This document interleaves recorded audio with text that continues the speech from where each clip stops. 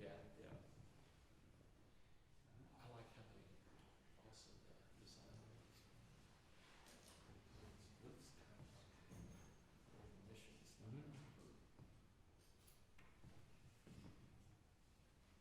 Another 2 minutes or something. 2 minutes? 9 o'clock right now. Oh, okay.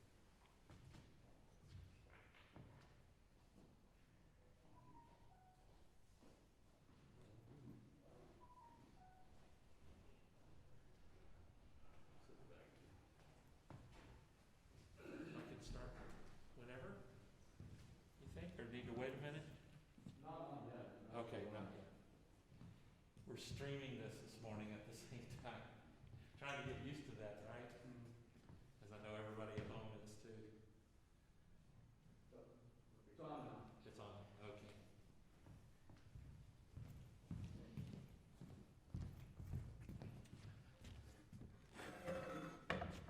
So good morning, everyone. Welcome to Texas A&M Kingsville and those of you online. My name is Paul Hageman, and I'm director of the School of Music here. And we're happy to see people live in person this morning, and of course all of you that are online. So just an idea, today is our fourth audition day of the semester for the 2021 school year. And we're happy to have more people here in person early on. Not so many, but we're getting more.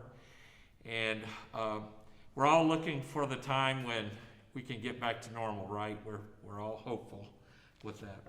So let me just kind of tell you what we're going to do this morning. So from 9 till about 9:45 or so, I'm going to just make a presentation here to all of you about our School of Music. And also, this is an opportunity if any of you have some questions. Sometimes we get online questions that I'll answer, or if there's anything that you guys need to know about, I'll try and answer those questions. At 10 o'clock, we'll take a short break between the time we're finished here and 10. At 10 o'clock, we have somebody from Admissions and Financial Aid who's going to be here in person. So if any of you have some questions, he will be making a presentation, and if you have questions, it's a great time to talk one-on-one to a financial aid person. So just parents, some of you know, or just so you know, I have a son in college as well. I know exactly what y'all are going through right now. My son's a sophomore. So, if you get a chance to ask some very specific questions about financial aid and admissions, this is the opportunity. And you don't always get to talk to a live person sometimes, so we hope you'll take advantage of that. Then afterwards, I think some of the brass students are meeting, having a virtual meeting, and I think others are in virtual meetings that you've been contacted with by the applied faculty. And so then I know some of you are here to audition in person today, so we welcome that. Many of our students have auditioned virtually. So we're hosting both virtual and in-person auditions, whatever the students and families are comfortable with. We're trying to accommodate everybody. I also want everybody to know, and those of you listening online, this is not the last opportunity to audition for us. You can keep auditioning at any time. We do one-on-one auditions when students need to or when they ask to. It's just we find that these audition days are a chance to get a lot of people together at one time, answer all the questions at once, and try to help, answer questions and make you feel comfortable with the situation. So with that outline, and I just want to tell those of you here, if at any time you have a question, just shout it out, and I'll try and answer your questions for you. So I'm going to talk a bit about our School of Music. So I'll start with the university. Texas A&M University-Kingsville is the longest running four-year institution in South Texas. The school opened its doors in 1925. So in about 4 years, we're going to be 100 years old. And we have served South Texas and Texas for a long time. Our motto here, or kind of our goal with our students, is to have access and opportunity. And so we try to provide that with a family atmosphere here on campus. You're not just a number at Texas A&M Kingsville. Your faculty, professors get to know you. Here in the School of Music in particular, while we're a pretty large music school for this area, we have a very strong family unit here within this building. Just a couple of things, our music students are here all day long. So they'll come from their dorm, they'll come here in the morning, they can study, practice, see their friends, hang out, have sectional rehearsals. Then they go to class and they come back here. So, it's most of our music students, we see them all day long. And we're up to about 300 majors. So we're super happy that we have this beautiful new building that you're in today. We have just been in this building just over a year now. And it took us, from the time we got funding for this in 2015, with planning and all the construction work, it took us about 5 years to get this building. It's a $63 million building, 100,000 square feet, and the building houses our performance hall, which seats about 475 people, this recital hall that seats nearly 100. We have 4 rehearsal halls. We have one for concert band, one for orchestra mariachi, one for choir, and one for jazz. And all 4 of these large rehearsal halls are dedicated with all kinds of technology and great acoustics. Our building was built primarily with acoustics in mind, and so every place in the building, it's soundproof and just really conducive to learning. Also in our building, we have about 5 classrooms, all of them loaded with technology, like this big unit you see over here. Then we have a computer lab where students can go and use computers anytime during the day. We have an electronic keyboard lab where our students learn to play piano. We have a percussion suite, which, excuse me, it has a chamber rehearsal hall, 6 practice rooms. We put the percussionists all in the corner by themselves, so and they love it actually because they're not disturbing anybody. As percussionists can tend to be loud. And then we have our recording studio. So we have a beautiful recording studio upstairs in this building, and we have really been taking advantage of that. We're actually going to be starting a new degree in sound recording technology in a couple of years. We're working on all the coursework and everything for that now. But this building is just one of the things that makes our student body here a family. It's because, again, we can all congregate here. We have 40 student practice rooms, 30-something faculty offices.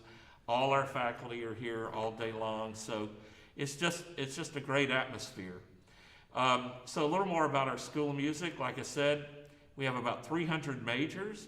We have 45 faculty, and these faculty all have specializations in music theory, music history, music education, and on all the instruments, the voices, and everything. So we're able to provide our students with a really great education here, and we're very proud of all the things we've accomplished as our students, our alumni, our graduates, and we'll be talking about that a little bit more later. But like I said, this new music building, it's been a long time coming. In our old building, our old building was built for about 120 students. So we had nearly 300 in that building. I always like to say we were 10 ounces of tuna in a 6-ounce can. And, so now today, we have actually room to grow. This building has been built with the idea of up to at least 500 majors. And we've already been growing ever since we opened this a year ago. So we're very excited about the future and all the opportunities we'll have for our students. So we are a comprehensive music program, and a couple of other things. We are accredited by the National Association of Schools of Music. It's called NASM. And this is an organization that a lot of the larger music schools in the nation, and actually there's some in Europe, belong to. NASM has standards and guidelines that if you meet those standards and guidelines, you can actually be accredited by them. And we've been accredited longer than anyone else in South Texas. We were accredited with them in 1960. So we have been following their standards for a long time.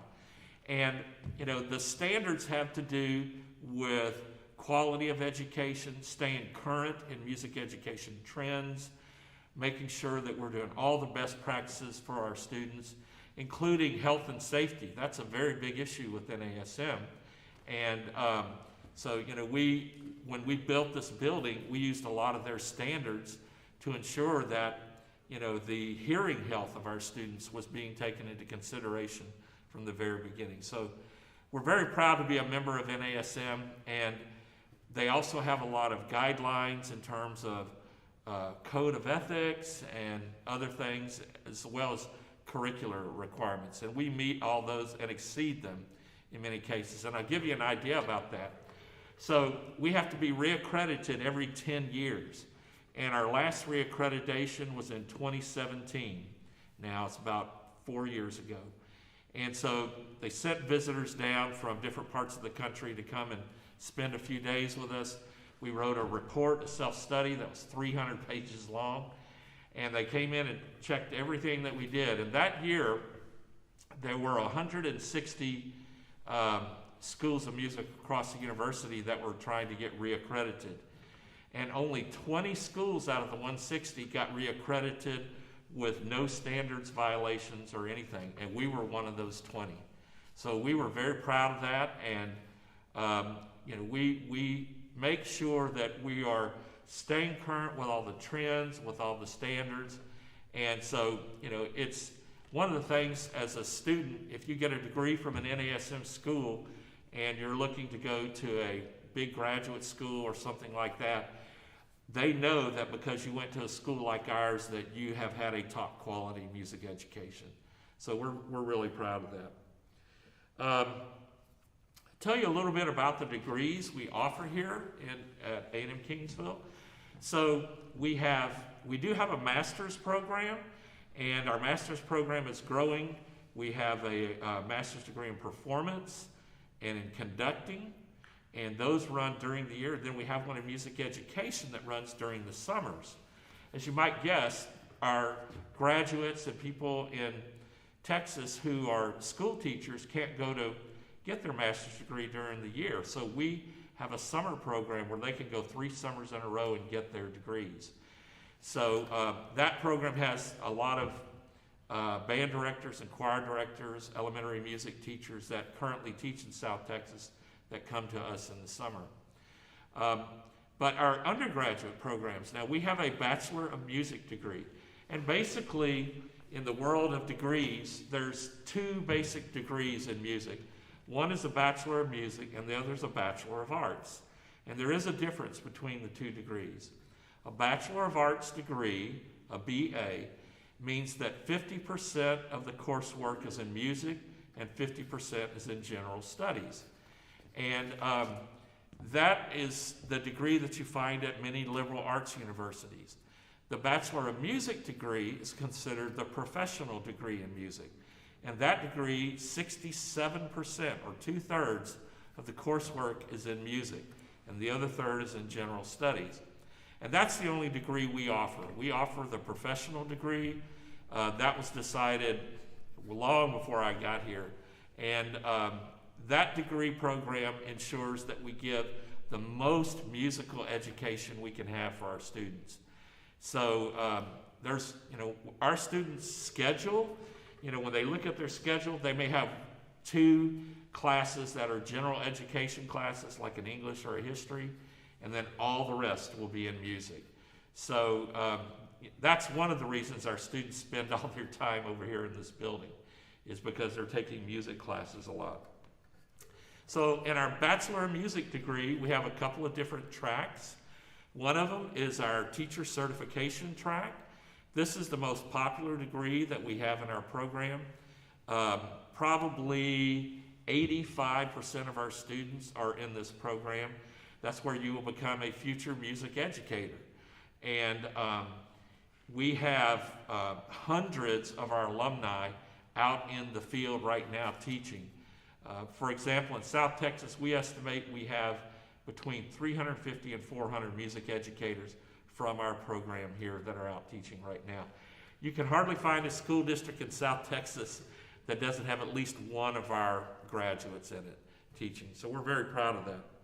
And so that program is done in the following manner. So in order to teach in the state of Texas, you have to have a teaching certificate. And in order to get a teaching certificate, there's two things you have to do. One is you have to have a degree that in a teacher certification program like we have here. And number two is you have to pass 2 licensing exams. This is kind of like what a doctor or a lawyer does when they take like the medical exam or the bar exam. And in Texas, this exam is called the TEXES exam, T-E-X-E-S. The teacher exam for something, I don't even know what it means. But the acronym, though, means that you actually will take 2 tests in this area. You will take 1 test in professional education, and our degree program that we offer is what's called all-level music. So that's the other test that you take. You take 1 in music and 1 in professional ed. Once you pass both of those, which we have students do before they even graduate from here, which is really a great thing. Then once they walk across the stage and get their diploma, then at that point they send their materials to the state of Texas, to TEA, and they will get certified within a week or 2. Then they can start teaching. So it's a great process, and it's one in which we're very proud about our pass rate on the Texas exam. For the last several years in music, we've been 100%. So we're really getting our students prepared for this exam, making sure they're set to go and they're ready to get out and teach and chase their career. I'll mention one other thing. The all-level music certificate is one we chose years ago, again, because it allows our students to teach from EC3, which is early childhood 3-year-olds, all the way up through the 12th grade. So they can teach music to anybody within that area. You'll find some programs that might be a secondary music program where you can only teach at junior high or high school. And but we try to make sure that our students have all the tools they need to teach from a 3-year-old all the way up to an adult. And so that's our degree program in teacher certification. Then we also have a degree program in performance, a Bachelor of Music in Performance. And this degree program is the first step in becoming a professional musician, whether it's an orchestra player or playing in a jazz group professionally.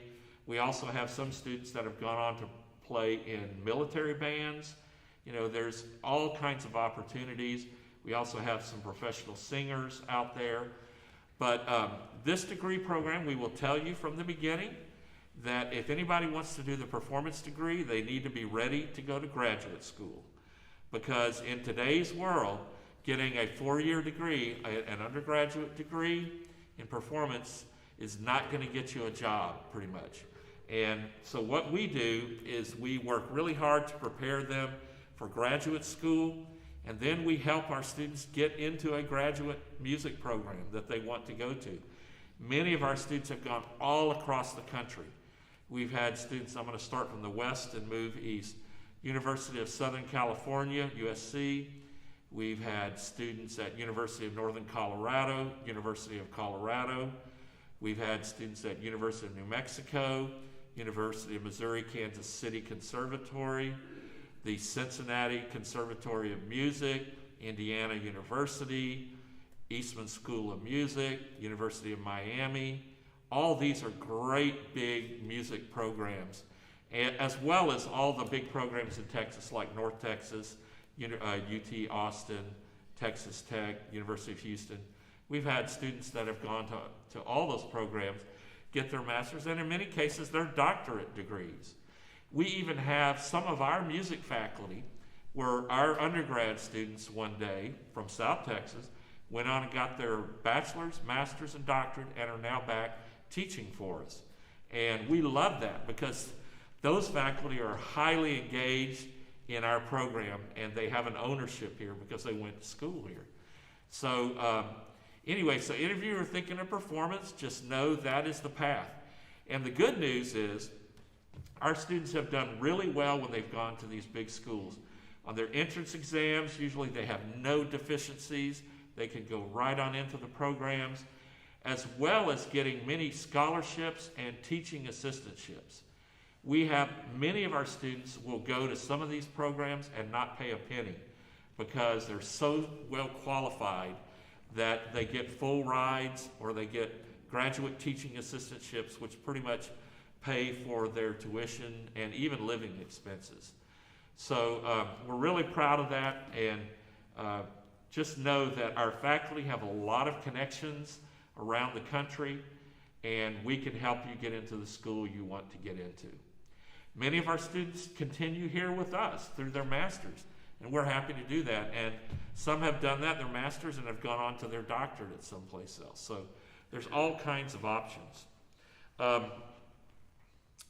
Then our last two programs are our Bachelor of Music and Performance with an emphasis in piano pedagogy.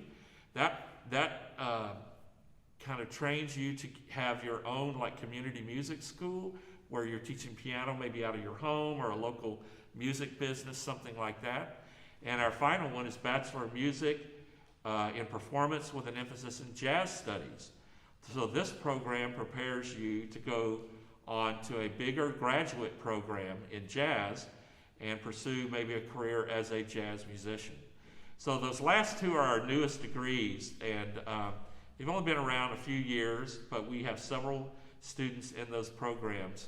And our jazz students, some of our jazz students have gone from our program, graduated, got a master's degree, and they are now back teaching for us too. So we're really proud of that. Any questions so far from anybody? Degree programs or anything? Any online questions? We're good for now. Okay. So I'll talk a little bit about the types of classes that you take in a music degree. So the first category of classes that anybody takes in the state of Texas is called General Education Core Curriculum. Okay, these are the classes that ensure that everybody is, a well-educated citizen. These are English, history classes, and of course in Texas, you take a Texas history class and a Texas government class because they want you to know, about society and how to fit in and all that. So we have a large section of classes that our students take. Now, some of you may already have some of these classes done through dual enrollment. Anybody out here have any dual enrollment hours? Several of you do, right? So those classes will count, which means you don't have to take those here. So if you've done, a couple of Englishes, maybe your college algebra or something like that, the good news for most musicians is that you only have to take one math class. So I know that makes some people really happy. So if you have already had college algebra, boom, you're done with math for the rest of your life in terms of coursework. But so all these classes make up the Gen Ed core curriculum. Then in music, we have what we call our academic music classes. These include music theory, music history, and music education classes if you're going for teacher certification. So music theory is the class that teaches you the building blocks of music, the inner workings, form, structure, analyzation of music. It leads to so many things in terms of performing and composition and so forth. So in any music program, there's quite a few music theory classes, and they're sequential, and you'll be taking those usually 3 years of music theory classes. And then we have music history classes, which teach you about the culture and development of music. And it also has to do with performing and performing practices of music. So this is an area our students really love, and there's 3 courses in that sequence. Then if you go teacher certification, we have music ed classes like conducting. We teach you how to conduct. We have a high school methods class, which teaches you rehearsal techniques and pedagogies and ideas for teaching at the high school and middle school level. Then we have elementary music class, which teaches you techniques for teaching small children through 6th grade. And we also have a group of classes we call secondary methods classes. And these are classes where if you're going to be a music educator, a teacher, you need to know all the instruments in the band and orchestra. So we have 2 woodwind classes, 2 brass classes, a percussion class, a string class, a voice class, and a class for instruments for elementary music. So our students basically take all the instruments while they're here in this program. And these are some of the most valuable classes because if you're going to become a band or orchestra director, choir director, you're going to be in the classroom and students are going to have questions about instruments or voice other than your own. So you need to know these kinds of things. And I always like to tell this story. So many years ago, I had a really good trumpet student here, one of our students who was going to be a teacher. And one of the classes they take, because we also take education classes through the College of Ed. So one of them was middle school observation.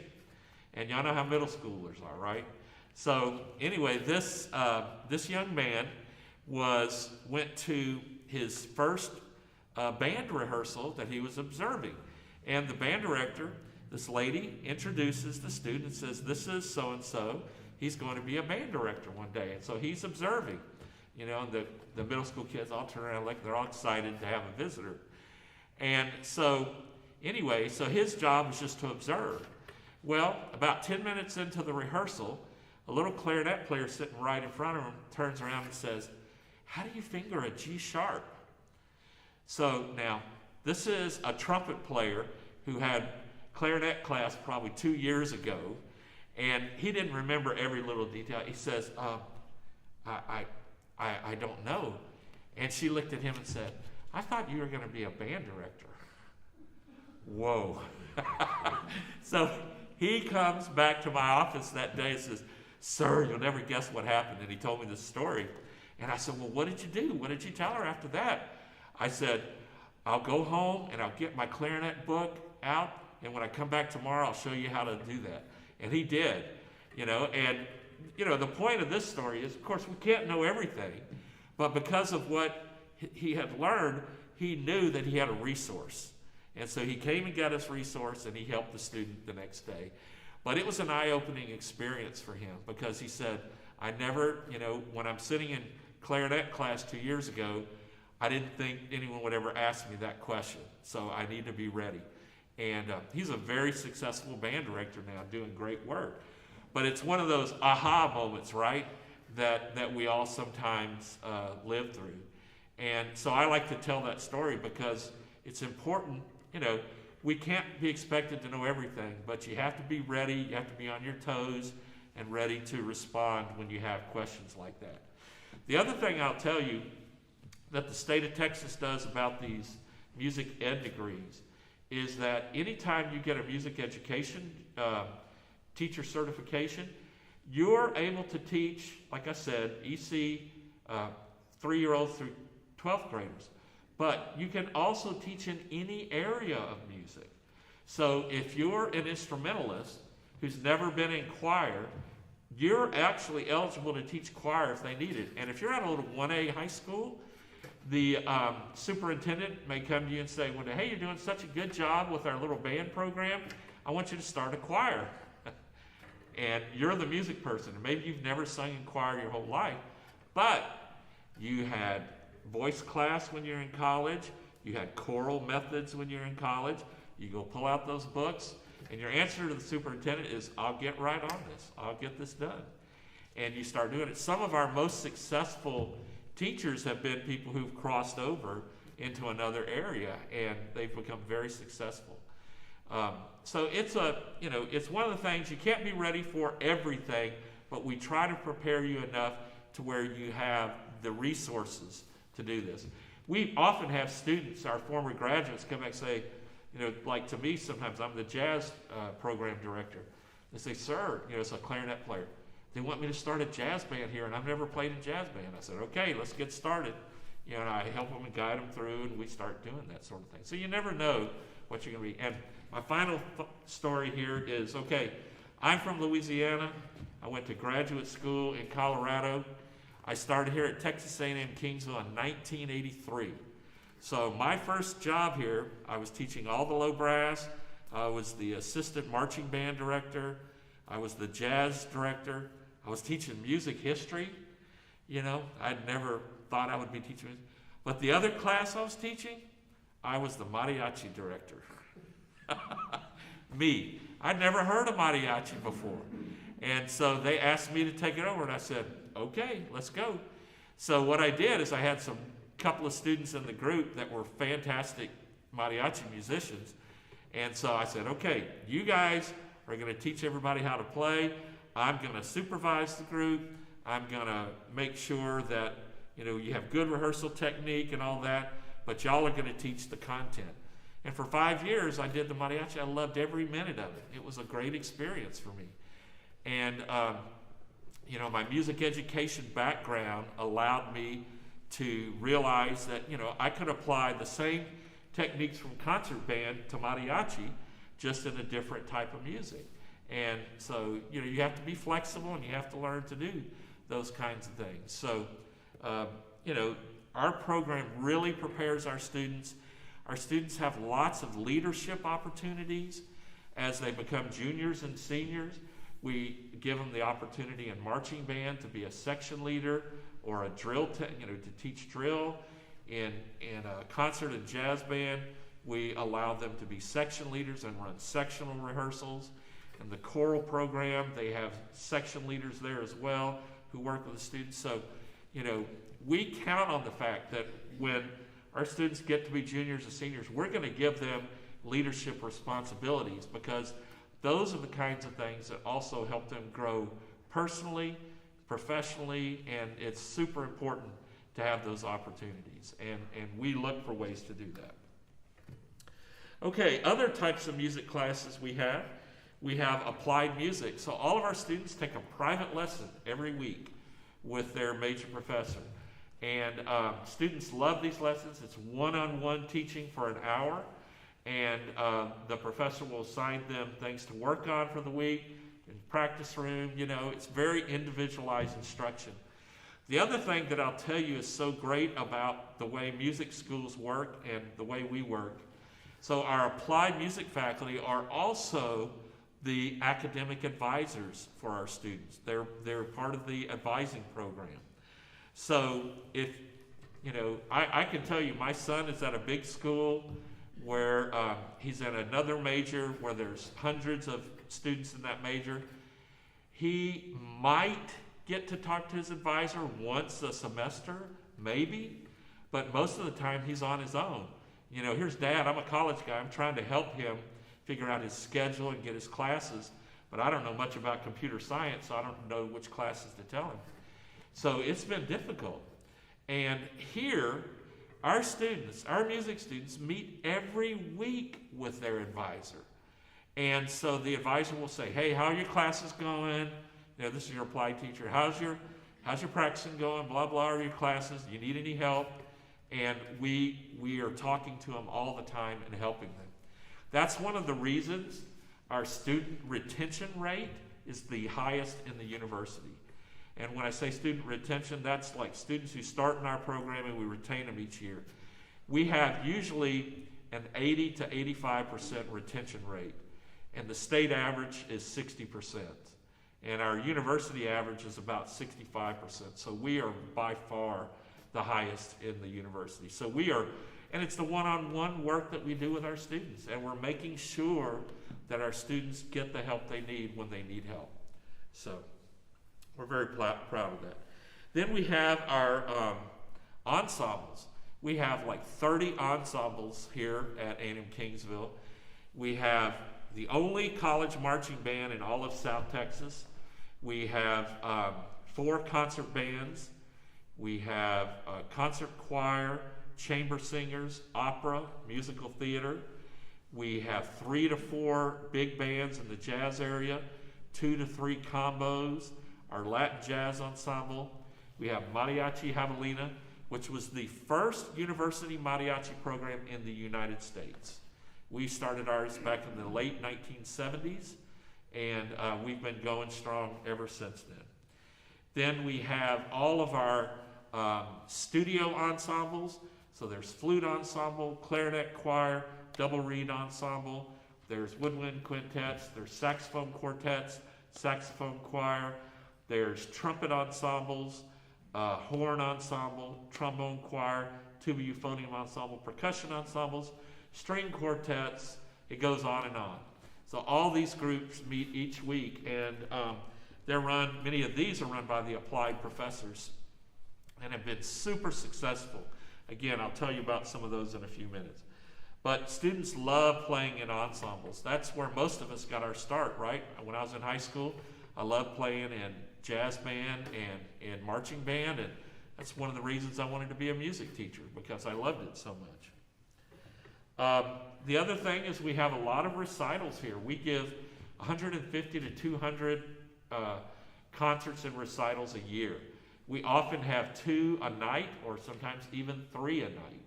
So we're very busy. Our students are performing a lot. They love to do that. They love the opportunity to do those sorts of things.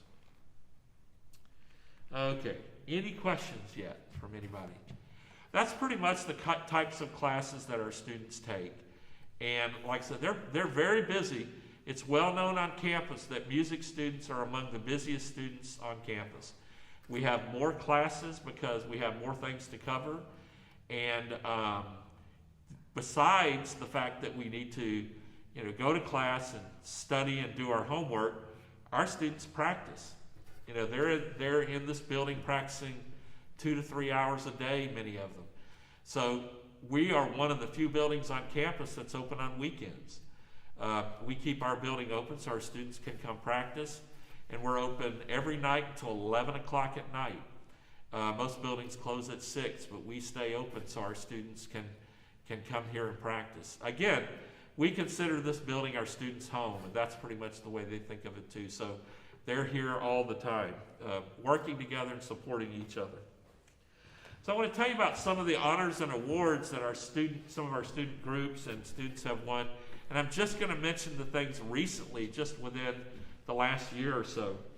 So last February, not this past, but the last one, we had 2 groups perform at Texas Music Educators in San Antonio, TMEA. We had Jazz Band 1 that opened the entire conference, and that was the 5th time that we've played at TMEA. And then we had our trumpet ensemble. You might recall last year was the 100th anniversary of TMEA, and they had a huge big opening ceremony, and our trumpet ensemble was one of 6 ensembles from the state that was invited to play for that. So that was a cool experience.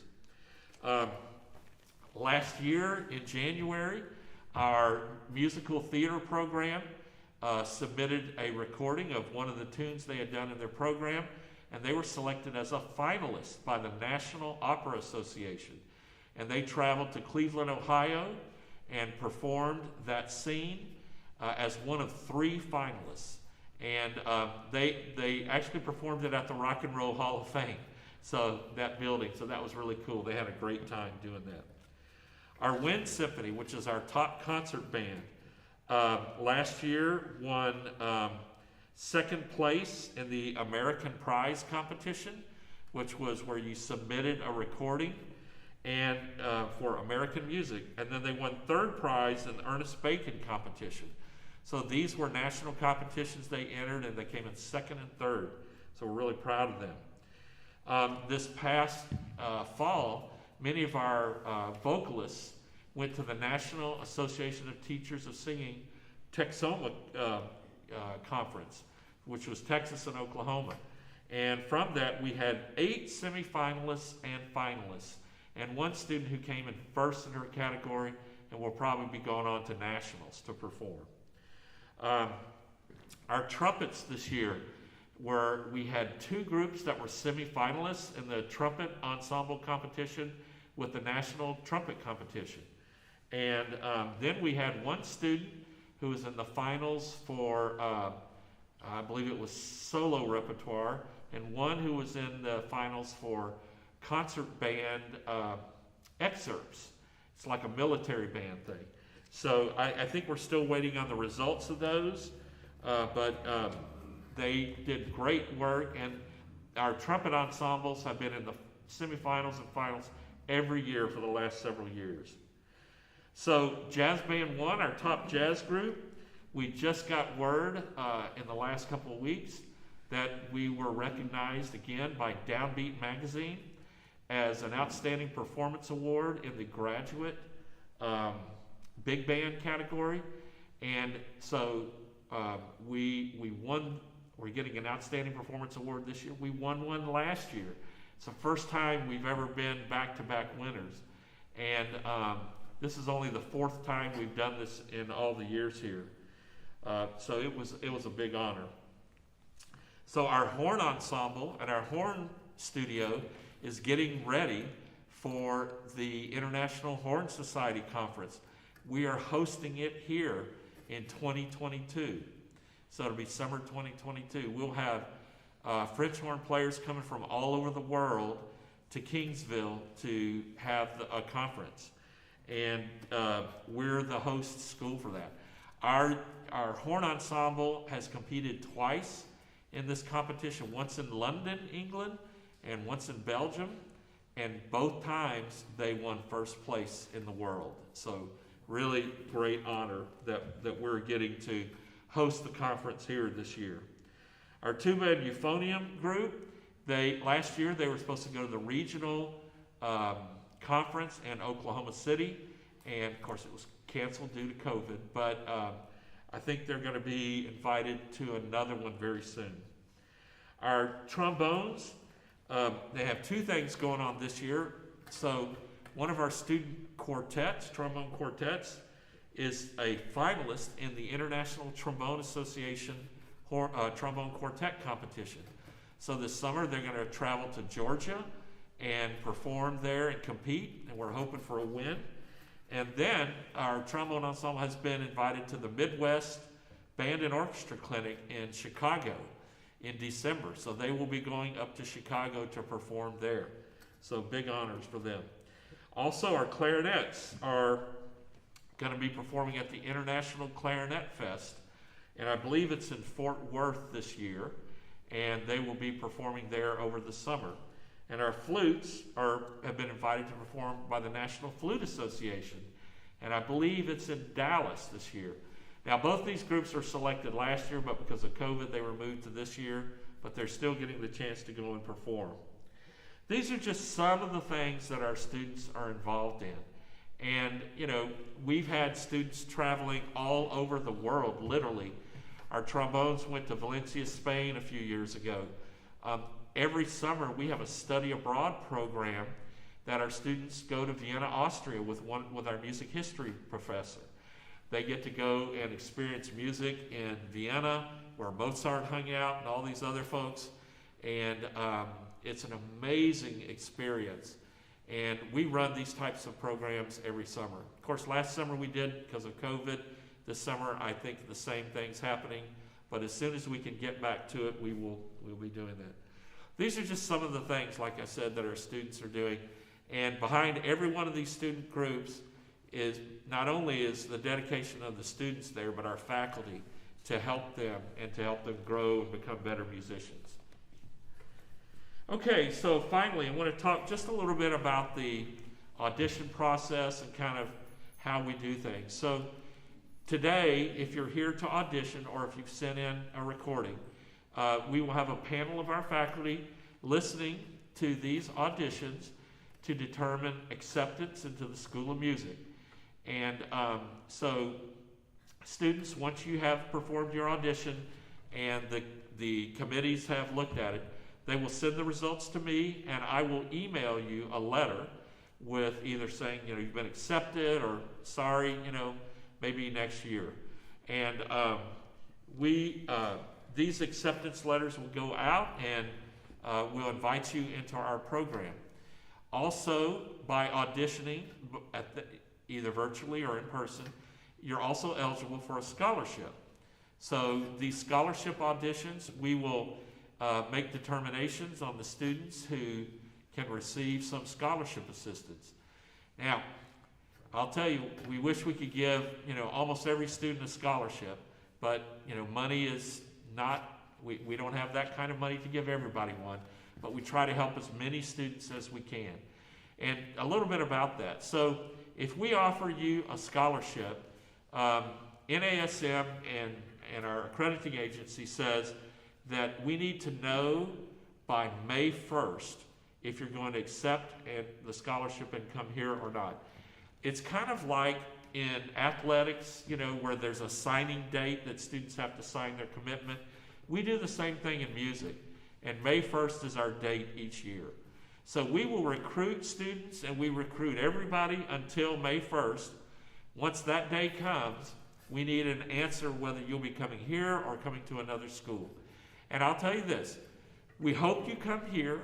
We're going to do everything we can to try and get you to come here.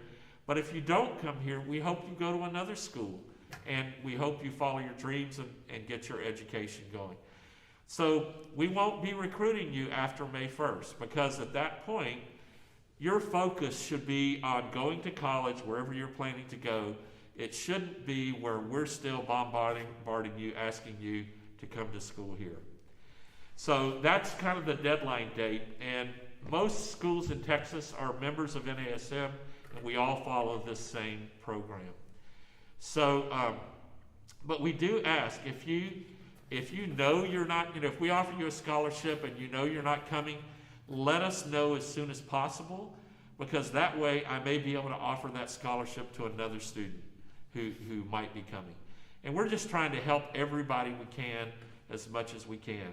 And, so these scholarships are a great opportunity to help students come to school. I will tell you, some of you may have also been offered academic merit scholarships. And our university is giving a lot of those away, and those are some of them very high dollar scholarships. So if you do get offered one of those, please accept it. And if you come, those will help you tremendously. These scholarships, like I said, they are so important for so many students. The other thing that our university is offering is the Javelina Opportunity Awards. So this is a new program, and I'm going to tell you a little bit about it, but when the admissions person's here, ask them more about it. But this program, if is for families who have a certain level of income and below. If you are in this category, you can get all of your tuition and fees paid for in your first year. So this is a brand new opportunity. We've never done this before. So I think that family, y'all have to do the FAFSA forms, financial aid forms, and I think if the family makes $65,000 or below, something like that, then the tuition and fees can be paid fully for the first year. So this could be a huge opportunity for many of our students. So if you can read about it on our university website, and again, if you have questions about it, ask our person who's here today, because they have more information about it. I'll be sending out acceptance or non-acceptance letters probably within the next week. Our scholarship offers will probably go out a week or so after that, because this is our last scheduled audition day. So we'll be sending out scholarship offers as soon as all the committees have determined, and we'll be giving out our scholarships. So, and again, there'll be a letter, and on the letter it says that if you if you accept this scholarship, then as of May 1st, you agree not to accept any other scholarships from another school. That's so we can all, plan our budgets and get everything squared away. Now, I will tell you one other thing. If you accept a scholarship and say, I'm going to University A, okay, and you've accepted by May 1st and all that stuff, and then you get into the summer, and it's maybe the end of June, and you think, I really don't want to go to that school. I want to go to University B, but I've already accepted, and scholarship. What do I do? There's a way, very simple thing to do. So you can, if you want to go to another school, you can go to that school. And you need to contact the school that you accepted the scholarship from and just say, sir or ma'am, I'd like to get released from my scholarship because I'm planning to go to another school. And so I write those letters for students all the time. I just write a short letter to that other university saying so-and-so has been released from their scholarship at Audition-Kingsville. They're now eligible to audition at your school. And then they'll go audition at the other school and either get accepted and, continue on with their life. And we're happy to do that to help out. But the key is what we're trying to avoid as university music programs is us still like recruiting and trying to get students to come to our school all the way up to the time school starts. You don't need that. You should be concentrating again on the school and the program you're going to. So we try to take that element off. And, I know for many of you, this time is one you're trying to think, oh, where am I going to school? Or what am I going to do? How am I going to do this? There's a lot of questions. And we try to get things settled for you as soon as we can so you can concentrate on, I'm going to this school, I'm going to live in the dorm, or I'm going to do this, and I'm going to get all this stuff taken care of. Because that's what you need to be focusing on. This is one of the biggest changes in your life, going off to college. It's a very big moment for 17, 18, 19-year-olds. It's your chance to be on your own, live on your own, and learn to get along in your profession and start your training. So it's very important. So we think about all these types of things, not just the musical education, but the personal education of our students. Okay. With that said, any questions from anyone? Dr. Zenninger, any online questions? Nothing on the chat. Okay, so folks, we'll take about a 7 to 10 minute break. We'll have somebody here from Admissions Financial Aid. Please feel free to walk around our building and check it out if you want to. I do have to give y'all one caveat. This is heartbreaking to tell you, but we did have, with the recent freeze, we had a pipe break. And unfortunately, a valve was not installed that was supposed to have been installed. And when this pipe broke, it flooded our building, especially our performance hall. So our performance hall is out of commission for a while. Also, the percussion suite is out of commission. And we have construction ongoing. So you'll notice some big barriers in a couple of the hallways. You can't go through those because construction will continue into the summer and we'll get all that stuff repaired. I know this freeze was the most, one of the craziest freezes I've ever seen in all my time down here. This is Mr. Miguel Briceño, and he's from Admissions, and he's going to be your presenter here in just a few minutes. So we'll take about a 5 to 7 minute break, and y'all can walk around a little, get some water, go to the restroom, whatever, and be back in here in a few minutes. Thank you very much, everybody. Hey, morning, sir. How are you today? Good. How are you doing? Doing fine. Nice morning. Nice weather. Yes, it is. It sure is. Well, thanks for being here. We appreciate it very much. We have a lot of stuff listening to a lot of Oh, really? we have 60. So we're really In person, how many came in? So in person today, I think we're going to have about 12 to 15. 60. Yeah.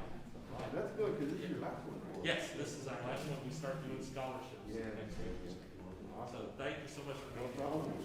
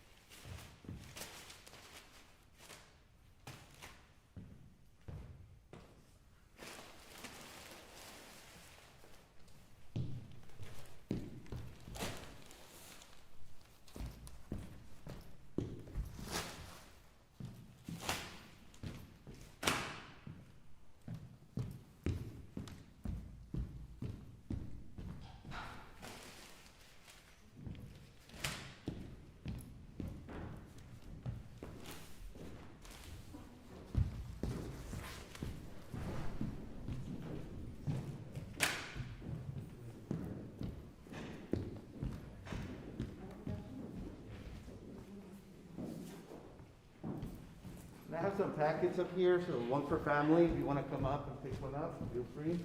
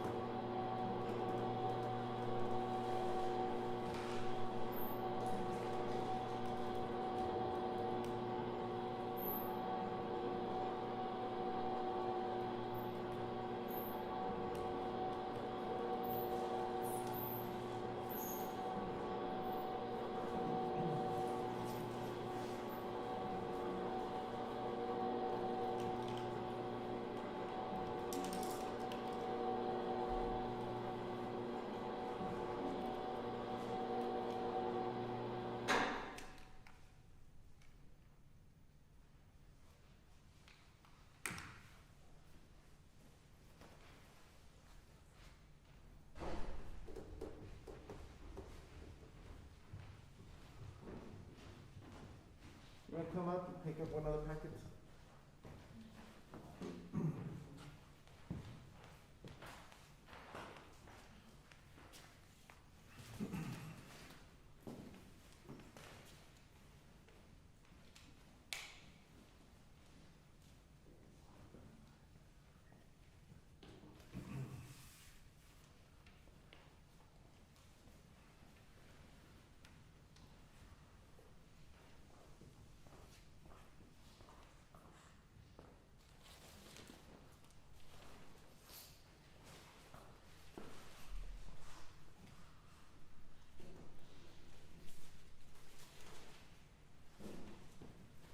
And all students or families got a packet? Yes? We're good? Okay, inside there's a brochure that we're going to go over in just a little bit, so I just want to make sure everyone has one.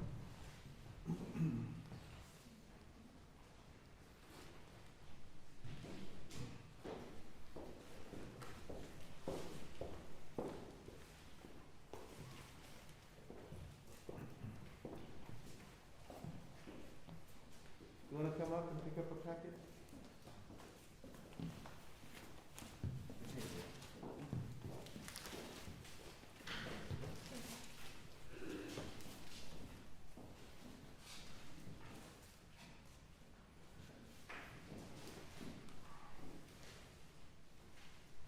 All right, good morning, everyone. My name is Miguel Brising. I'm the Senior Admission Counselor here at Audition-Kingsville. This morning we're going to go through briefly, kind of talk a little bit about our campus. We're going to talk about the cost, talk about some opportunities on the financial aid side, and talk about housing options, meal plans, and other things like that. So if you have questions at any time, feel free to ask during the presentation. After the presentation, I'll be available, so if you have any questions, English or Spanish, I'll be here, and I can meet with you after the presentation as well. For those of you who may be online, feel free to, can they send any questions to you? Yeah. Yeah, just pop it into the chat, and they will ask me those questions out here, and I'll be more than happy to answer any questions as well for those people who are not here with us on campus and are meeting with us virtually this morning. So first of all, let's talk a little bit about who we are as a university. We are a four-year public university, part of the Texas A&M University system. So we are one of 11 institutions.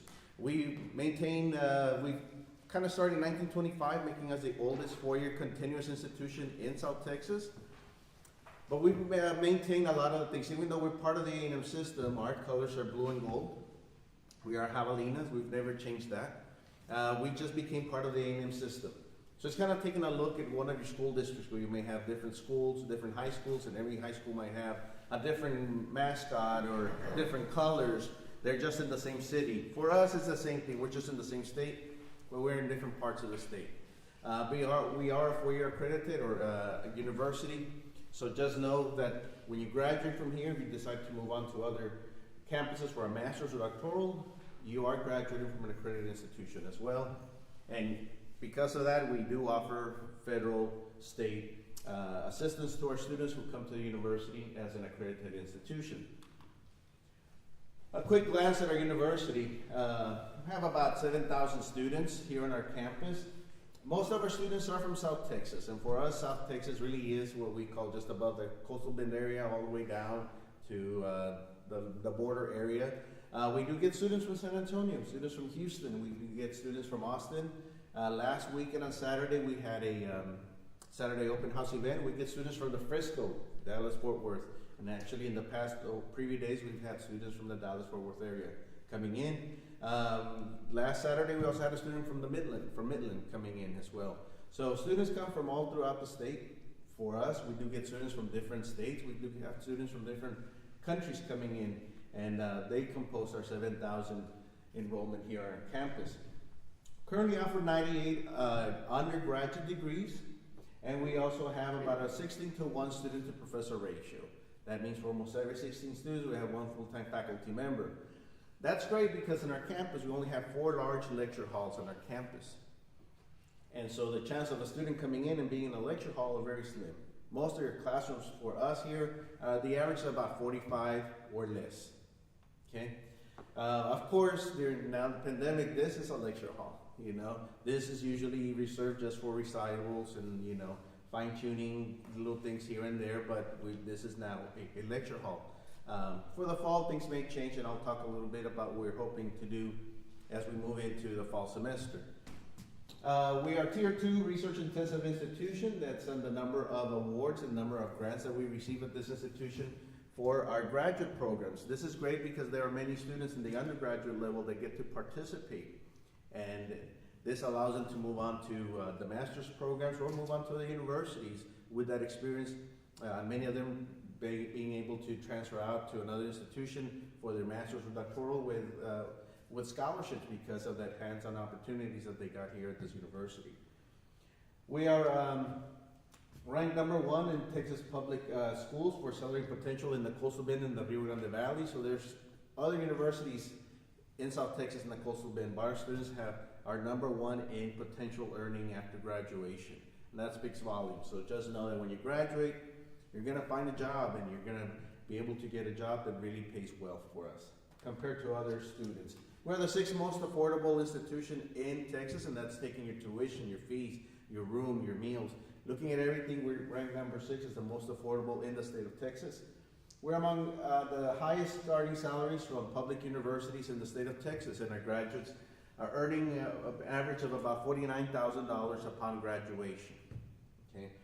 According to a newly released list by Forbes Media, Texas A&M Kingsville is one of the top 25 universities for what we call alumni ratings and alumni experience. That means that when our alums leave, they're given an opportunity to kind of go back and say, hey, tell us about your experience at your institution. What was the value? What did you get? How are you now after your graduation?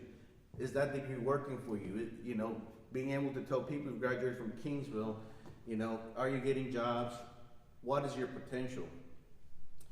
There are only 2 universities in the state of Texas. We're actually ranked 21 in the list. The other university is Rice University in Houston. But on the top 3 list, we're seeing some of the top universities, you know, MIT. We're looking at, you know, some of the top universities like Harvard, Stanford, you know.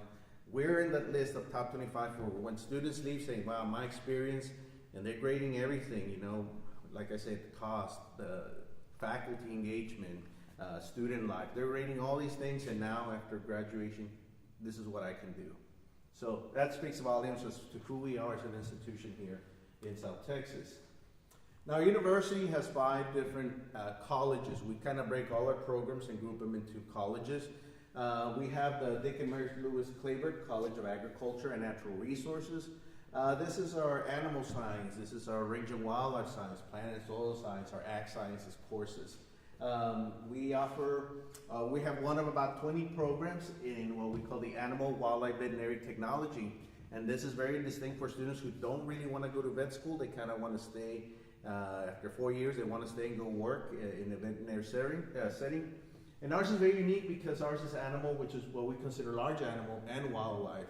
And so it's very unique. Only master's degree in ranch management of its kind in the world, and that's under the King Ranch Institute for Ranch Management. So he says, this is really for students who have graduated in agriculture, went on to work, but now they're working large ranches, and large ranch operations can be everything from milk and dairy, from farming, oil and gas deposits, leasing for hunting, and it's a wide variety of things that ranches have to do to survive. And these students are working at some of the top, biggest ranches in the country, and it offers them an opportunity to go also around the world to some of the largest operations. Our program here in university has a very strong animal science. We are the only university in the state that has guaranteed 5 seats at the School of Veterinary Medicine. No other school other than College Station has guaranteed seats. So again, they know what our programs do for our students. They know our students are graduating with the right skills, and that we have 5 reserved spots for students going into the School of Veterinary Medicine. Our College of Business Administration is nationally accredited. That means only in the world, there's only about 20% of the schools of business around the world have this type of accreditation. Our master's program is one of the top programs in the nation. One of the great things that we do through the College of Business is what we call the experience or emergence experience, where students actually have to participate in an internship so that allows them, when they graduate, to be able to go out and actually have hands-on skills, real-world experience, and it allows them to find jobs a whole lot easier as well. Makes it more marketable. We have the Frank H. Darwhite College of Engineering, and this is where we have 10 different engineering programs to choose from at the bachelor's level, with 7 minors and 4 certifications. It's nationally accredited either by the Accreditation Board of Engineering Technology, 9 of them. One of them is by ATMAE, which is more in the technology, industrial management and technology area. And we're a major producer of Hispanic engineers and scientists in the nation. 4 students that you see here, 5 students, I'm sorry, are engineering students who participated in a international competition, and they actually earned 2nd place. They beat teams that were there were teams of students in graduate programs, in the masters, and even some that were already in the doctoral program. So these are students who went out and created something based on the rules and regulations, and they took 2nd place in this competition. So our students don't just stay here. We encourage our students to compete. Go out and compete against other students. We have the College of Education and Human Performance. So if any of you are looking at earning the education certification within music, you of course started through the music program, but then as you move into your sophomore and junior years, this is where now you start coming in and talking more with the College of Education, taking some of those College of Education courses to prepare you for your student teachings and all of that. But we have an A rating by the National Council for Teacher Quality. So our students, when they graduate, feel more comfortable that they have the right skills and tools to move on. And our students get a lot of hands-on. Okay, this is a top scholar for the kinesiology. This is a top scholar in the state of Texas. Okay. About 3 years ago, we had the top undergraduate and the top graduate student in research in the state of Texas as well. And again, no other school has ever had that other than A&M-Kingsville, when we took both the undergraduate and the graduate level. So our students really do get their hands-on experience here at our university. College of Arts and Sciences, this is by far our biggest college because of the number of programs that we offer under that. This is where the music falls under the College of Arts and Sciences. You see up here, of course, Great Value Colleges recently named Texas A&M Kingsville in the top quarter of the 100 Great Value Colleges for music majors. So you're looking at music, you're looking at Kingsville, you're in the right spot. Okay? Downbeat Magazine, a music publication, that's a jazz magazine, has included our School of Music as where to study jazz, and this was in 2021. This was just recently in January. So again, Our students here, for example, our trombone section, they go out and compete, and different ensembles go out and they do really well, international competitions, and so our students do well here. We're home to the National Natural Toxins Research Center, the only viper research facility funded by the National Institutes of Health in the United States. We have a collection of close to 450 venomous snakes here on our campus. Rattlesnakes, coral snakes, we have spitting cobras, green mamba, and others. And what they do is they extract the venom for biomedical research to try and kill cells that could one day grow and become cancerous. For people who have blood clots, to destroy those blood clots before the clot reaches the lungs, the heart, the brain. And so a lot of this is available to students at the undergraduate level, where they get to come in and participate in hands-on real-life experiences and research. We have many accredited programs throughout this college, from social work, communication science and disorders, and many others. So just know that when you're looking at our university, we're always looking for accreditations, because we want to make sure that the students feel that when they come here, they're going to have the right tools and something to back them up and say, I graduate from an accredited university. So has everyone, students, have you all applied and been admitted already? Raise your hand if you already applied and completed your process. Anyone still waiting for a decision? Okay, just one. But you've started the application process. Okay, cool. So we're not going to spend too much time in the application process, but we do want to make sure that you understand that we do need your college transcripts. If you're dual enrolled, we don't need them right now. We'll just need them later on. Right now, the only thing we need as a high school applicant is just your high school transcript, okay? For those of you who did not submit an SAT, ACT, just know that you are still being considered for scholarships, even if we don't have a score. And what we're using is really the combination of your class rank and GPA to make a decision on scholarships, just like we do for admissions. Okay, if you did have an SAT or ACT, it would have made it a whole lot easier for us, not only the admission side, but also on the scholarship side. What we're looking is usually around the national average for students. The national average would have been like a 21 and a 10, about a 1050, 1070 is the national average. So students who do have an SAT, ACT, that's kind of where we look at for scholarships as well. Okay, and of course, for students who have applied to music, just know that for music, when you're looking at applying to the university, we do look at the audition process. So we can admit you to the university, but to be really as a music major, which is what you're doing today, you have to audition to fully be into the program, into the School of Music right here. For students who did not take an SAT, ACT, also for the scholarship part, this is what we're looking at: your extracurricular activities, your volunteer service, any talents, awards, anything that you did throughout high school. That's what we're using to also award for scholarships. So even though we're looking at class rank and GPA, we're also looking at student involvement as well, okay? And as I mentioned earlier, again, there are some colleges and some programs that do have specific admission standards and requirements, and music, would, of course, is the one I just mentioned, and that's just the audition process. Let's talk about the cost. So how much would all this cost? We're going to look at what we call the annual average cost for a student who's enrolled here at our university. So let's look at the first row, second row right here. It says tuition and fees. That would be the same whether you're a student who's living on campus or off campus. It's the same cost, and that's about, average is about $9,694. So you're looking at just over $4,000 for tuition and fees per semester, and this is for 15 credit hours. 15 credit hours per semester, 50 credit hours per semester, fall and spring. If any of you are offered a scholarship, or have been offered a scholarship, an academic one, just know that you must be enrolled for 15 credit hours per semester. Now let's say that you only completed 13 over here and 15 here. You're still short 2 hours, right, to complete your 30 hours for fall and spring. You do have the summer to make up for those 2 hours, okay? So you must have 15 credit hours. We say per semester, but it's really by the academic year, fall, spring, and you still have the summer to make up that. You must look at your criteria. Some of the scholarships are a 3.0 GPA. Some may have a little higher GPA. Some may have something lower than that for some of our programs.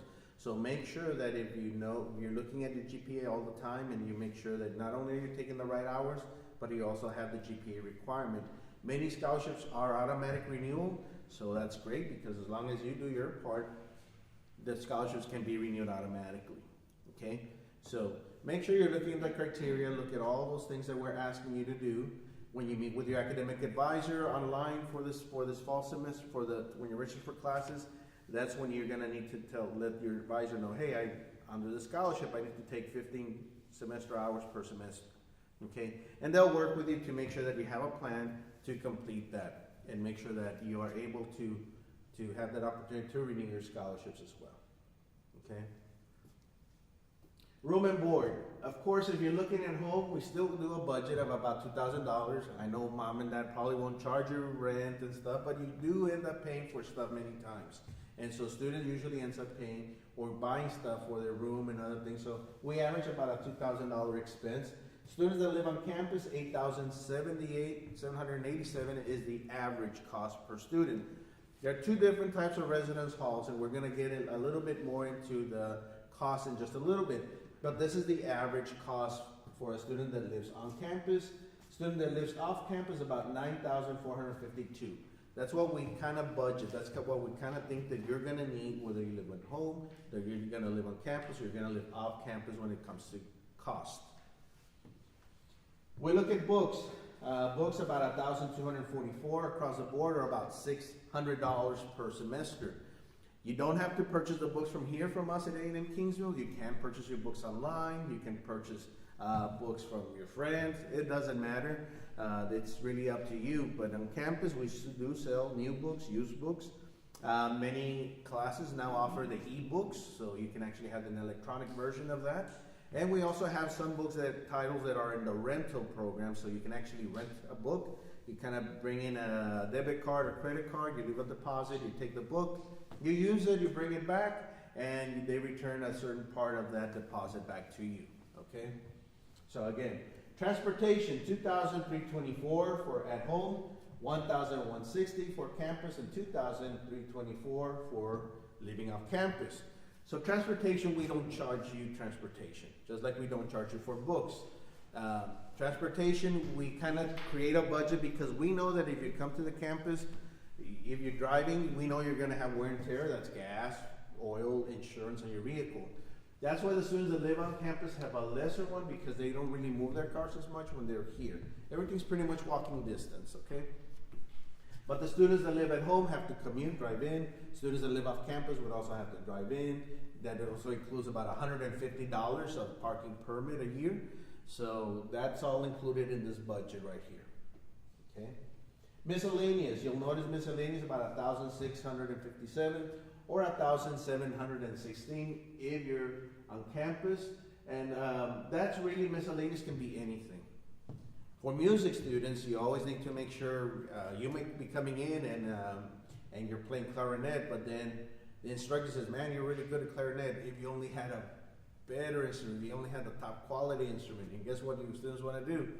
They want to rent that type of instrument. So it could be something like this, cost that you weren't expecting, but now you're gonna get.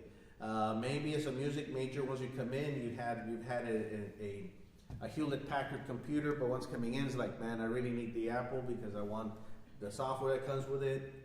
That can be another $1,000. So these are expenses that we don't charge you, but we know that may come up throughout the year.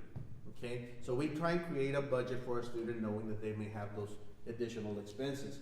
So total would be, we create a budget for $17,223. We create a budget of $22,000, and we create a budget of $24,000 for those that live off campus. When we say we create a budget, in the Office of Financial Aid, what they do is basically say, okay, this student coming in, this is what we think they're going to be spending, or what they're going to need a year. And so we try and budget for you to be able to cover all those things in between. So again, we don't charge you for all of these three items, but we still want to give you enough money to be able to say you may need all these expenses. We're going to try and cover what we can as much as we can. But what we're going to charge you are really just these two columns, the two rows right here. Okay, well, if you live at home, not resident, we're not going to charge you for your meals, but This is the ones that we know that we, for sure, if you live on campus your freshman year, these are the ones, expenses that we know for sure you're gonna have with us. Okay? Any questions on our budgets? Any questions? Okay. So any student that lives outside the 40-mile radius from Kingsville, you live further than 40 miles, you will be required to live on campus. Okay? The requirements are first-year students that are coming right out of high school. If you're a transfer student coming in, and a transfer means you graduate from high school, you spend a year or more after high school, and you're a transfer student. But if you're coming in from high school with college credits, you're not considered a transfer student, you're considered a first-time, full-time college student. So you must live on campus your first year. Coming into the campus, we don't have any one residence hall that would say if you're a male freshman, you have to live here. If you're a female freshman, you have to live here. You're going to have different options. Male students actually have 2 different halls to choose from, or 3 different halls, whereas females will have 4 different choices when they're looking at housing. So inside your packet is the housing brochure. The housing brochure will have the floor plan, and also inside the housing brochure is going to be this table. So when you get home and you kind of still want to remember what that was, make sure to look through your book. For those of you who are online right now, when you visit our office, our residence hall, housing and residence life site, when you go to that website, you will be able to get this table from their website as well if you're online. But for those of you who are here, you'll be able to see the floor plans right here inside. You'll find the floor plans, and at the very back, you're also going to find the sheet that has the cost. Okay? And so that's what you're going to find inside. But let's talk about the different options here. So Martin Hall is a co-ed residence hall. This is our most traditional residence hall on campus. That means walking in, you're going to have 2 closets, you're going to see 2 beds, you're going to see a long table at the very back area by the windows, and each student has their own desk, their own little shelves in there, and you have one big dresser drawer that you kind of share with your roommate. Traditional for us means you don't have your restrooms inside your bedroom. Those are going to be down the wing, and there are about 18 to 25 male students, or if you live in the female wing, then that's 18 to 25 females living in that wing. So you share those restrooms with all those students. But there is a lot of privacy in the stalls. The showers, you actually close a curtain. There's a hook, a bench where you can leave your items, and then you step into your shower. Okay? Here, the restrooms are maintained and cleaned twice a day, so you don't have to worry about cleaning those. Those are maintained. Okay? That's again, Martin Hall at $2,000. That's $2,300 per semester. $2,300 per semester is the cost to live at Martin Hall. Okay. You'll notice also if we move a little bit, we'll see that this is also the living learning community for ag and wildlife and for music students. What that means is if you're in the music program and you decide you want to be in the living learning community, that we're going to place you in an area where all the students in that wing are music majors. These are the students that you're going to be seeing in your ensembles, if you're in marching band, if you're in many of your music classes, you're going to see those students there. And we give you that opportunity to be with other students that are majoring in music just because it makes it easier for you to make new friends, it makes it easier to network. Maybe when you come in the fall, you're not going to have a car and someone wants to go to Walmart. Trust me, all they do is like at 10 o'clock at night, 11 o'clock at night, hey, I need to go to Walmart. Anybody want to go? Next thing you know, you have 4 or 5 other people say, I want to go, you know, just to get out. So trust me, I go to Walmart, I do my shopping at night, and it's like, students here, and they're all like, yeah, it's 11 o'clock at night, yeah, you know, it's typical. So it's, you know, an opportunity for you to be with other students in the music program. There's no extra cost to participate in the living learning community. There's none. We do try and ask for 2 requirements per semester. This past year we've been more lenient with that. But we try and do things that kind of get you out of the room. So this could be like a social service event where we say, hey guys, we're going to have the Kingsville, we're going to do Adopt a Park. So we're going to have students at different parks, painting, kind of beautifying the area. It's a way for us to give back to the community, right? 4 or 5 hours that you're there, that covers your social service criteria, one event per semester. That's all we ask. Then there's another one that can be more than what we call a professional development. This is just for you to start looking into your degree and things, looking at things that are out there. So we could have a night where we say, hey, tonight we're going to help students do their resumes, for jobs. Today we're going to help students with looking for internships. Today we're going to have someone come in and talk about how to prepare for interviews. So anytime a student participates in those events, that counts as professional development. And so we've been kind of lenient. We're looking at maybe bringing those back, and again, 2 events per semester. That's all you have to participate. Okay? Again, the goal is to get you out of the room, to get you to meet other people and network. Okay? If you look at other accesses here is the other it's disabled access. It does have a big kitchen in the building, and that also has a tutoring lab, and it has outside courtyards as well. When we're looking at your room, you notice I never said there's a stove or there's a something there. You don't have kitchens in your rooms, and that's just for safety. But we do have kitchens in the building. So in Martin Hall, it's actually a large room with 2 stoves. One is an electric stove, one is a gas. We have 2 ovens, we have microwaves. So you do still have access to a kitchen that you can use as well, okay? And this is just if you want to go warm something up and those kinds of things. You can always use a microwave and so on. We do not allow microwaves inside Martin Hall, and the reason for that is these ones were built in the 50s. The 50s students were bringing like a black and white TV, a small radio. That was it for electronics. They weren't bringing big screen TVs. They weren't bringing Xbox and laptops and all these other gadgets. And so anytime with all the electronics now being plugged in, when someone turns on microwaves in other areas, they can pop or break. So that's why we don't allow microwaves in this building. It's just because they're the older buildings. Okay. Any questions about Martin Hall? Again, co-ed residence hall. This is the lowest cost at $2,300. Let's look at Lynch Hall. Just below that, Lynch Hall is $2,500. This is what we now call a suite. Now, this is a girl moving in. You're going to see 2 closets, 2 beds, very user-friendly furniture that you can lift, slide your small fridge, slide your drawers underneath. You can even raise your beds high and slide your desk underneath that if you want to. Or if you and your roommate get along, you can even pair both beds as bunk beds, and that gives you more room. So this is an all-female residence hall right here in Lynch Hall. This is our smallest residence hall, and this one only has room for about 160 females. Okay. This does have the ag and wildlife in our community, but even if you don't participate in a community, you can still apply. It just means that those students who want to participate in that program are placed in a certain wing, but everything else is open to any student of any major. Also available for disabled, does have kitchens, and this has your ensuite facilities right there. It doesn't have a tutoring lab, but it does have a small room with tables that you can kind of get together with students to study. So every hall has an area outside of your room where you can kind of meet with someone to study. So let's say you're a female and you're working on a project, and you're like, I don't want to bring this guy to my room, we just want to work. You can go into the more common area. There are tables, so they don't have to go into your room. For all female residence halls, females can come in at any time, so mom can come and visit you at any time. Dad can come in, but he has to go through the front desk. You have to say, okay, this is my guest. He's going to come with me. I'm going to escort him at all times. This is just for safety.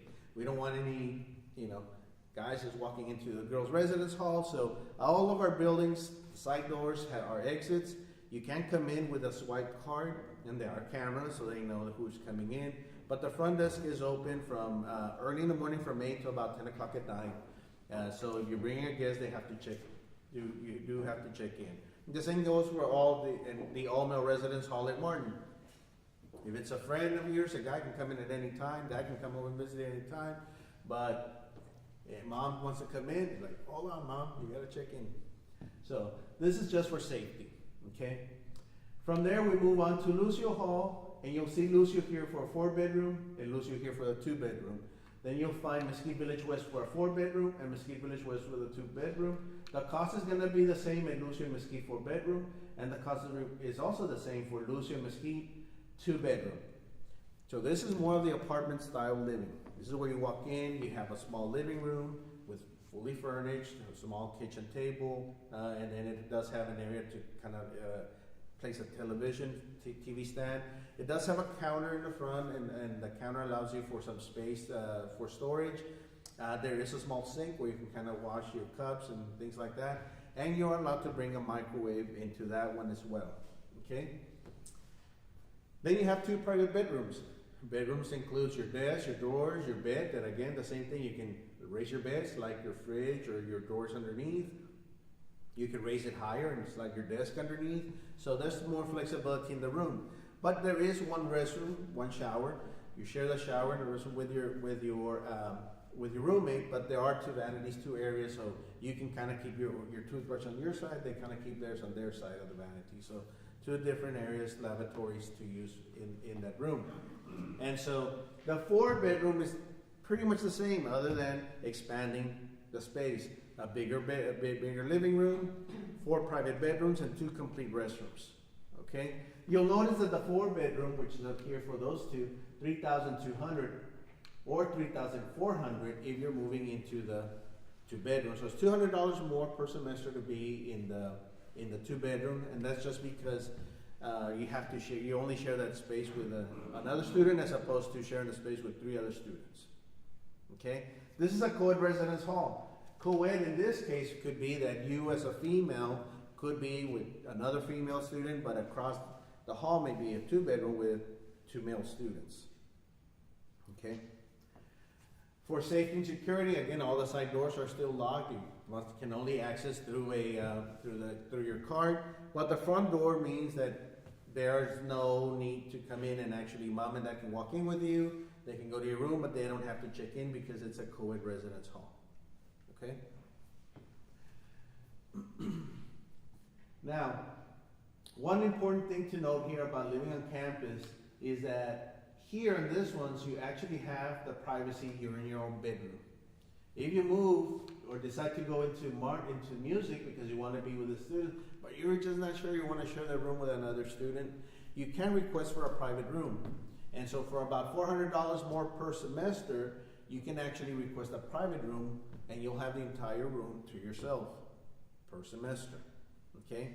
That means you walk in, you have 2 desks, 8 drawers, 2 beds, and that's your room for the entire semester. So many times I tell students, like, I don't know, but I don't want to pay too much here. It's like, well, look at those and request a private bedroom. So those are some options to kind of think about and consider as you're applying for housing. You can choose your roommates. So if you have a friend that's coming with you and you like to room together, if you're a female, just make sure you add her name and your K number. Males, you just make sure talk to your friend. Hey, what's your K number? Name and K number or applicant ID. That way, if they pull your application first, they'll save that room for that other student. If they pull that out of your friends first, then they'll save room for you to be the roommate. Okay, so they'll try and do their best. They'll try and do their best to place you with that roommate that you're choosing. Okay, if you don't have a preference, then don't worry. If you live in the living room community, more than likely you're going to get a music student, and so at least you have that thing, something in common right there. Okay. We do have an honors program here on our campus. If you wish to participate in the honors program, then just know that Mesquite Village West is home to the Honors College. So walking in, one of the first offices that you see is the Dean of Honors College. Okay, and so Dr. Spencer has his office there.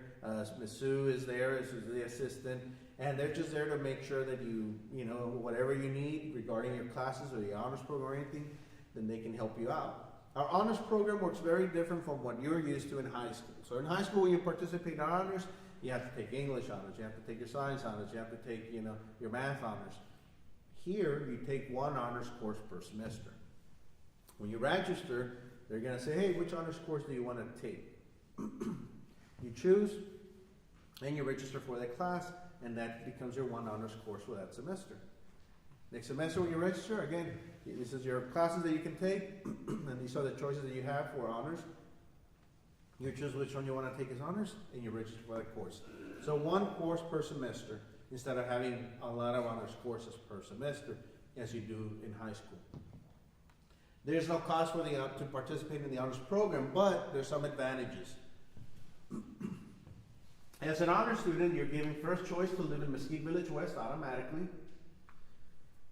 Or you can choose to live wherever you want, but you're always given, for sure, one spot at Mesquite Village West. So Lucio Hall has room for about 600 students. Mesquite Village West has room for about 280 students.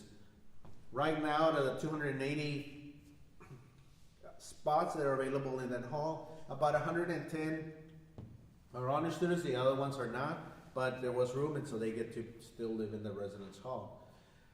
Being in the honors program allows you to do a little bit of something different, and not just in curriculum, but you get to go on special trips. They do certain things to go out and show you, so they get together and barbecue and do different things as an honors group.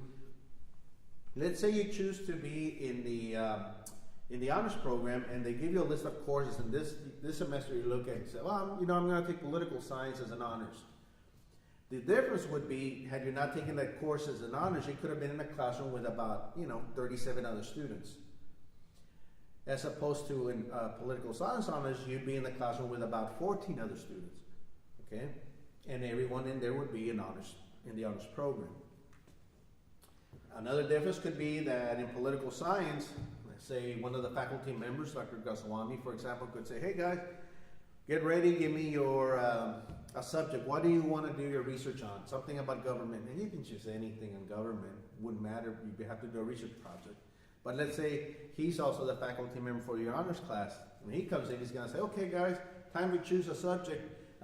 Give me your ideas and let's kind of go see what you're doing. But make sure it ties back to your major. And you're going to think like, well, I'm a music major. What does government have to do with music?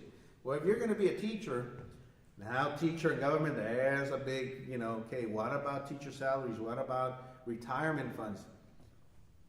Talk to about any teacher, talk to your band directors and say, hey, what are your biggest concerns about government and your job? They're all going to say insurance too expensive, retirement is not good enough or something, we would want to do this or this. Now you can tell like, hey, TRS uses this and this, why can't they provide this services? Or why can't school districts cover more for insurance? Why can't, we do this? Or you can even go into UIL in politics, trust me, it's there. And so you're going to now choose a topic that kind of goes with something in your area. So when you're writing something, it kind of ties into everything that you do, not just in government, but in what's going to happen, how it's going to affect you when you're actually out there in the field. So again, this is the cost per semester for your room. That includes your rent, that includes your electricity, it includes your internet or your Wi-Fi, all that is included. Now you have to choose a meal plan. Carte blanche, the 14 meal plan, the 10 meal plan, or plain 10 meal plan with nothing else. So let's talk about the meal plans. Carte blanche right here is our full meal plan. 3 meals a day, Monday to Friday, 2 meals on Saturday, 2 meals on Sunday. That is $1,936, and we're going to pay $75 extra on your card. So all of your meals at the dining hall, but the $75 is to kind of use outside of the main dining hall. So the Student Union building, we have Starbucks, we have Chick-fil-A Express, we have Pizza Hut, and then we have Subway. So you could be passing by and say, man, it's a nice cool morning today, I'm going to get a coffee. But I didn't bring my cash. Well, you have $75 per semester that you can kind of use as spending money here and there. Okay? We don't give you a lot of spending cash right here, just because all of your meals are already at the dining hall. Okay? The 14 meal plan, we give you $100, and that's $1,836.84. And the prices are also included in the white sheets that's in the back. You'll find this one again with the prices. Now this is 14 meal plan. So if you're the type of person that says, you know what, I don't have 3 meals a day, but I do want to keep a small fridge. I want to keep, say, orange juice and yogurts or something for the morning, but I do want 2 hot meals later on in the day. Then this might be the best option for you, where you have 2 meals a day. Now, the meal plan begins on Thursday, goes into Friday, Saturday, Sunday. Monday, Tuesday, Wednesday, you begin a new cycle on Thursday. Let's say you decide to go home. You know you're not going to be here Saturday and Sunday. So you had your 2 meals on Thursday, 2 meals on Friday. You weren't here for Saturday and Sunday. So when you come back on Monday, Tuesday, Wednesday, instead of having 2 meals, 2 meals, 2 meals, you could actually have 3, 3, and 3 because you didn't use anything in the summer. The weekend. You weren't here for the weekend, so you didn't use those meals, right? So let's say you only use 12 meals at the end of the week on Wednesday. The other 2 meals do not roll over. So you use them or lose them. Okay? That's 14 meal plan, $1,836 compared to $1,936. Okay, only $100 difference pretty much. Then you have a 10 meal plan with $250. So 10 meals at the main dining hall, but you have more money to use outside of that. So maybe you're just really like Chick-fil-A and you want to have Chick-fil-A at least twice a week. That gives you the flexibility of saying 10 meals over there and some options to have outside of the main dining hall. Okay? Let's say you're on the 10 meal plan and your roommate calls you and says, hey, let's go down for dinner, you know. Here today, it's going to be great, or, you know, I'm really hungry, but I don't want to go by myself. And you're like, I already have my 10 meals. And so you can still go downstairs, and when you swipe, the lady at the counter, the person at the counter is going to say, hey, you already have your 10 meals, but you have money. Do you want to use it from that? Yeah, sure. I'll pay for my meal from that. So you can still purchase a meal at the main dining hall with that money right there. Okay? Now, once you run out of that money, great thing is that mom and dad can always log in and put money in your card, or you can always just use cash or use your own debit card. Okay? So you can still add or just use anything else. Now, there's a plain 10 meal right here. This 10 meal plan for $1,550. It's only about $400 less. No money, no nothing on the card. It's just 10 meals per week. This is really more geared for those that are kind of more busy, or they tend to work off campus. They work at McDonald's or H-E-B or Walmart, and they know they're going to have most of their meals there. My suggestion is look at these 3 meal plans and see which one might work best for you. You get more value here at these options right here. Now, we also have other options for free meals on campus. Isn't that great? So across the street is the Baptist Student Ministry. Free meal every Wednesday. You go to Catholic Student Center, they offer a free meal every Thursday. And it's a free meal just for students to come in. You can make a donation if you want. Most students will leave $1. Some students won't. If they don't have the money, that's okay. It's just you go out there and you'll find students, you'll find faculty and staff. It's just an opportunity to sit down with someone and talk and have a meal, right? So again, you can have different meal plans. Trust me, as a college student, you're like, oh, I don't know about free meals. Trust me, once you're here, you're on a budget. So anything that time to say it's free, you take advantage. So these are your options. When you apply for housing, you must apply for a room. You have 2 choices. Which type of housing would you like? And then you have to choose one meal plan. You can switch your meal plan kind of on the first days when you first come in, but once the semester starts, you can move up, but you cannot move down. Okay? And that means you can, if you were at 1,841, you could move to this one, but you could move from this one to this one because it's less and it causes a lot of problems with percentages and how much did you eat and all this stuff. So just know that that's how it works. When you go into a dining hall, and for those of you who have never been to our dining hall here on campus, you come in and it's basically kind of choosing what you want. From lunch, we have a hot soup, we have a salad, we have the deli, so it's kind of like when you choose how you want your sandwich. We always have a hot meal or the chef preparing something in front of you, so it could be usually more like pasta. Sometimes we have rotisserie chicken, spinach wraps, so something more on the lighter side. And then we have a hot entree. We usually have 2 hot choices of meals to choose from, or a main meal with 2 sides. And then we always have the grill, hamburgers, cheeseburgers, hot dogs, corn dogs. We have the pizzeria area, and that's 2 to 3 different varieties of pizza available. So you can come in and get a salad and a pizza and sit down with your friend, but your friend's having, the Salisbury steak with mashed potatoes and green beans, and it's like, man, that Salisbury steak with green Lord looks good. You can go back to the line and get, you go back and get Salisbury steak, mashed potatoes, and green beans, and come back. You can go back and go get ice cream. You can go back and get fresh fruit. You can go back and get a cookie. You can go back as many times as you want. It's not like going to Golden Corral where you get a plate, you can stack it up with like 5, 6 pizzas. You can't do that. You can go back as many times as you want. Okay? They are also offer the to-go option, so you can go in and say, I like mine to go, and they'll give you just a container, you know, and a to-go cup, and you just go and get your meal and head on to your room or wherever you need to go. So don't think that you're gonna miss out on it. You can still have it to go or save it for later, that kind of stuff. Any questions about living on campus, meal plans? No questions. All right. We do offer some opportunities. We offer the, for how to pay for all this, we do offer the Javelina Opportunity Award, and this is for students who have whose family income is $65,000 or less.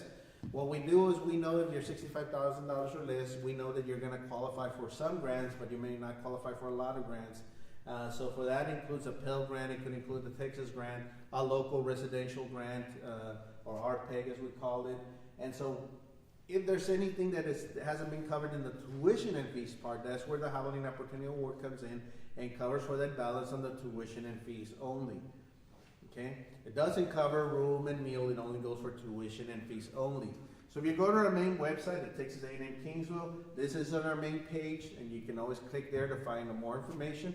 But for this one, you must register for 15 credit hours, and this one only requires you to be in good standing, which means 2.0 or higher. That's all it requires, okay? But you must be 15 credit hours per semester, okay? We also have a new scholarship that is coming out right now. It's just being created. No one has been informed, no, you haven't received the emails and anything. But we do have a first generation scholarship that is currently in the process of about to be announced, and we're about to form some students. And the first generation scholarship is for those students also who may come from a lower income bracket. They're the first ones to go to college, and we just kind of want to make it a little easier for a student to be able to safely pay for, you know, more comfortably for tuition and fees, your room, their meals and stuff, to be able to then, you know, continue the education and be able to graduate. So we're trying to do different things, so again, to help especially the students who might need that additional help. Besides financial aid, on the main area really of financial aid is the scholarships. The merit scholarships are still being awarded. So if you applied late, we are still awarding scholarships as we go. Making it more difficult if a student did not submit an SAT, ACT score. It's always easier when we can see the score, but we're still awarding scholarships. It's taking us a little longer to award scholarships because when we don't have a score, we have to look at everything on the transcript, we have to look at everything on the Applied Texas, and so the committee has a more difficult time awarding scholarships. Of the students that have already received an admission application, more than 50% of our students have been offered us an academic scholarship already. And again, we're still looking at applicants, and we're still awarding scholarships, okay?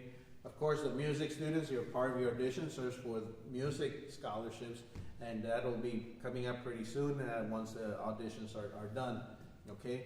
So, financial aid packages, when we create a package for a student through the Office of Financial Aid, those students are being notified at this time, especially if they applied early around October, November, December, they completed their FAFSA. Those students are already being notified, hey, we received your information, we're creating your package as we go.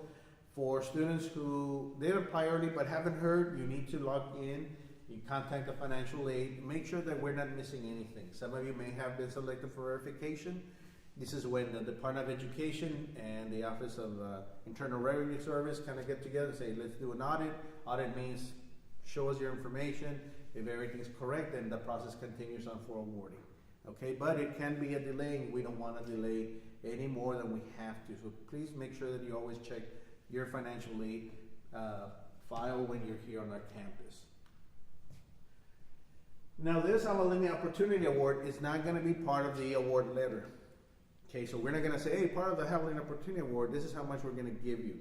We're not going to do that until you actually register, because we need to make sure that we're looking, and once you register for classes in the summer, that's when we're going to know exactly how much you're going to owe for tuition and fees.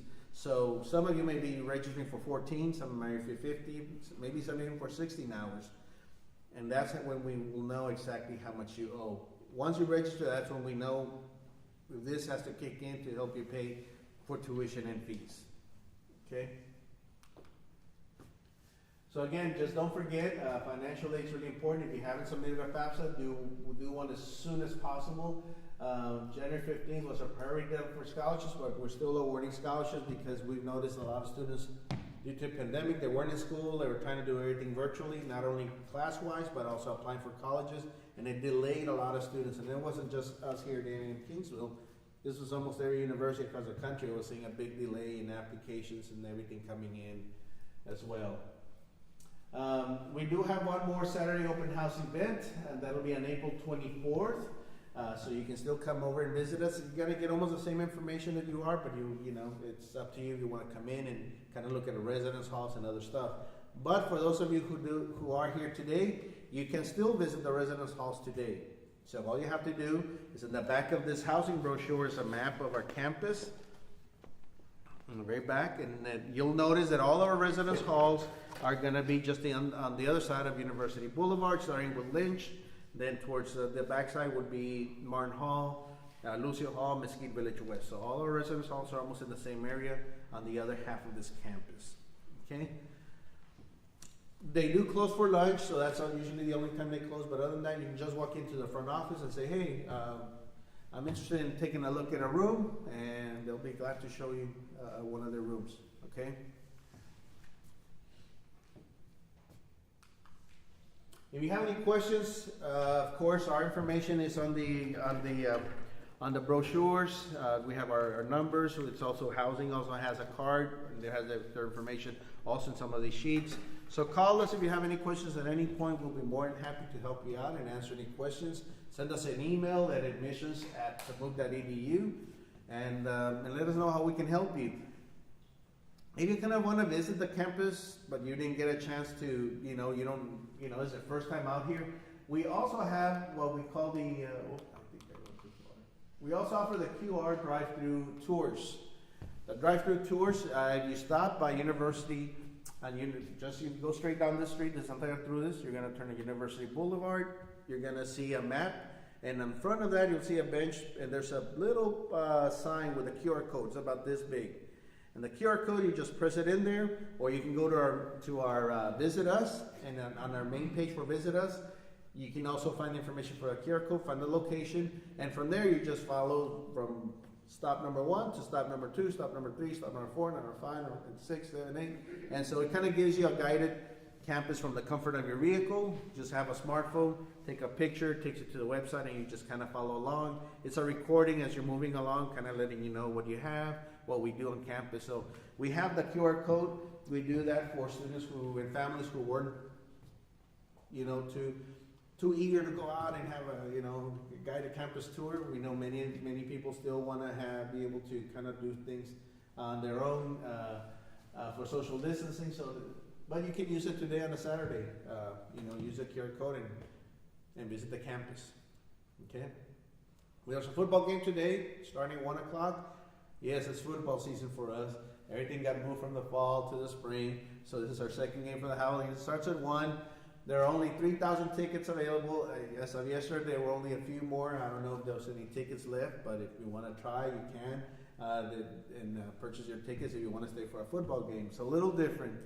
Okay, so they're a little different, but at least have a chance to go out if you want to today as well. Any questions for me at this time? No questions? I tried to give you as much as I can. I hope I didn't give you too much. I tried to give you, because I know for many of you, this is the first time here on our campus. And so I want to make sure to cover almost everything that we can. We good? All right, well, that's my session for today. Again, my name is Miguel Briseño, and if you have any questions that you'd like to talk to privately or afterwards, I'll stay for a few minutes and be more than happy to answer any questions for you. Thank you. Good luck to you all, students.